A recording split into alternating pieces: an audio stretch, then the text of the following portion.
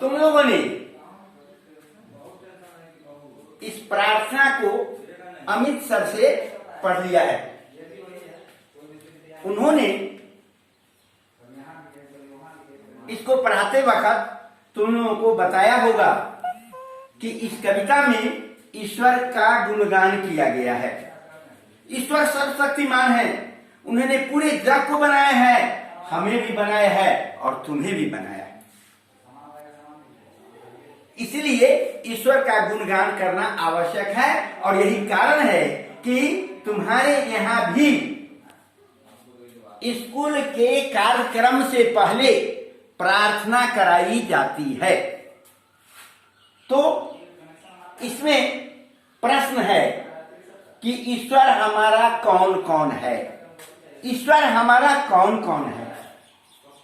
तो ईश्वर माता है। जब हम पैदा लेते हैं उस समय कितने असहाय होते हैं, जरा कल्पना करो। माता जन्म देती है और कितना कष्ट सह करके हमको पालन करती है, कितना अरमान लेकर के हमें पालन पोषण करती है, इसकी तुम कल्पना कर सकते हो। तो माता को भी तो ईश्वर ने बनाया है और माता रूपी सेवक हमें ईश्वर ने दिया है। इसलिए माता को हम लोग ईश्वर के समान मानते हैं।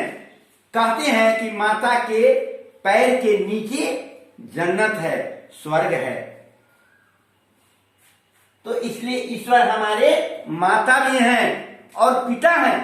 हम लोग कहते हैं पालनहार कौन है, इस संसार का पालनहार कौन है?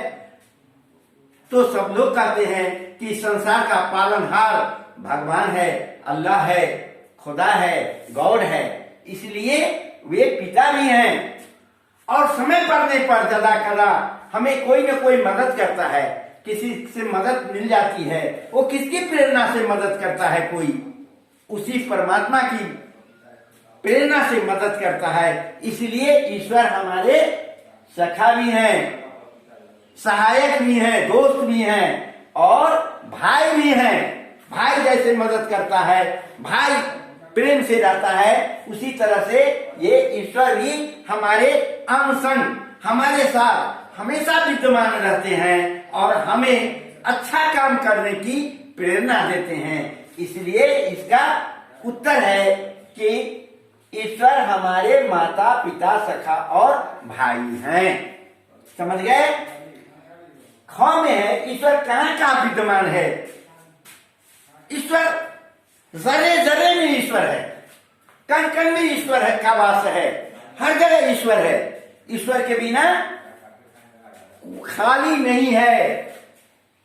विवेकानंद का कहना है कि यह संसार ईश्वर से भरा हुआ है। इसलिए अच्छा काम करना चाहिए और अच्छा काम होगा। तो ईश्वर कहाँ कहाँ विद्यमान है? इसका उत्तर है ईश्वर कण कण में विद्यमान है। समझ में बात आई? यही प्रहलाद ने कहा था जब उसका पिता ने उससे कहा बताओ तुम्हारा राम कहाँ है। तो उसने कहा था कि पिताजी हम में, तुम में, खरग खंभ में, सब में व्यापी राम।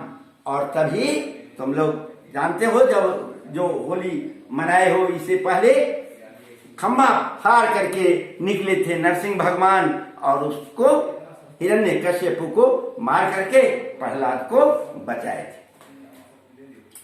समझ गए? गांव में है बच्चे किसका गुणगान कर रहे हैं? तो इस कविता में ये पूरी कविता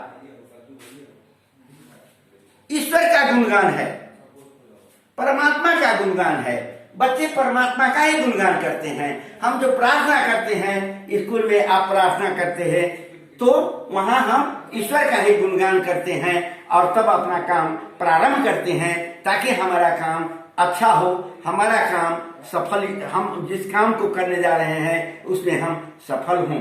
इसलिए बच्चे किसका गुणगान कर रहे हैं? इसका उत्तर है बच्चे ईश्वर का गुणगान कर रहे हैं। समझ में बात आ गई होगी, आप अवश्य लिख लेंगे।